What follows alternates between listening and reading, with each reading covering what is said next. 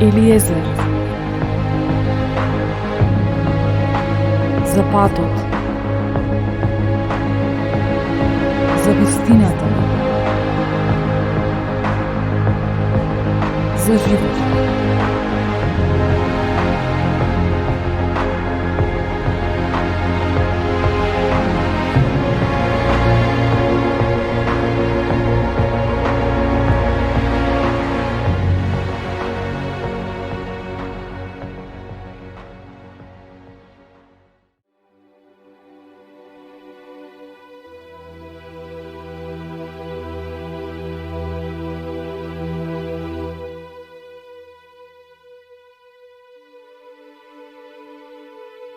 Тој се влечкаше по калдрмата, по улиците на Ерусалим, тресејќи се како пијаница.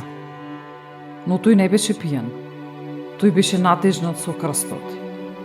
Претешко. За тој сам да го носи. Но зарем тежината на крстот беше таа што го направи носењето тешко или тежината на нашите гребови? Ако не речеше да во Гетсиманската градина, тој не ќе ја завршеше својата мисија.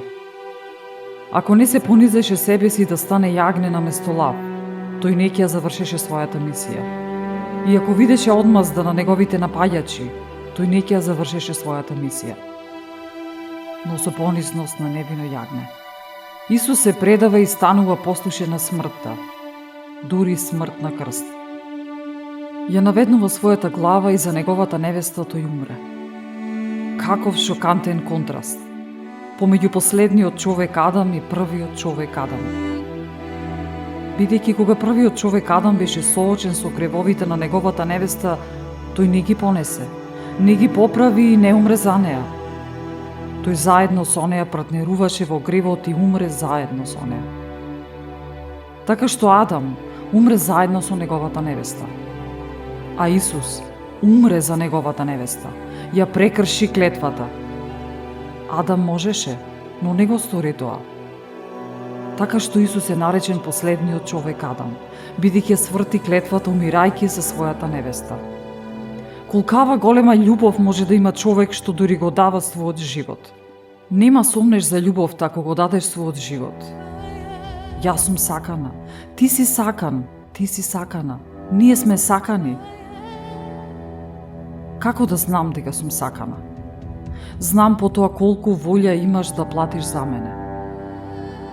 Крајната жртва. Кога Господ Бог одлучи да ти покаже колку многу вредиш, тој го даде својот син. Тогаш, како можеш да имаш ниска самодоверба? Како можеш да го обезвреднеш она што тој го вреднува, кога ја плати цената што те откупува од твоите гревови?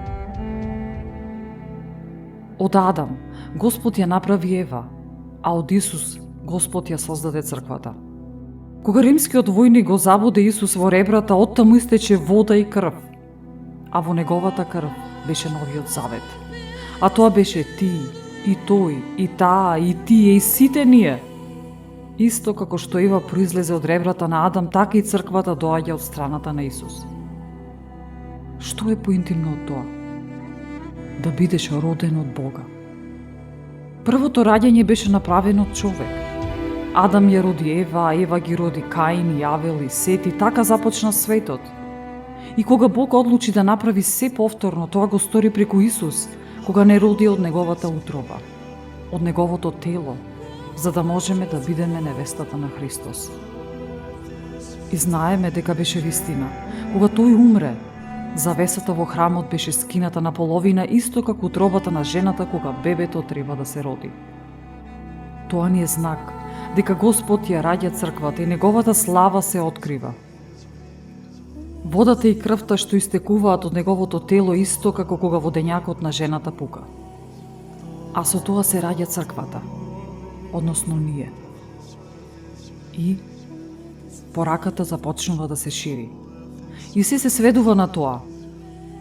Боли кога треба да се биде плоден, и ако не го издржиш кршењето, кинењето, никогаш нема да прашаш зошто. Завршено е.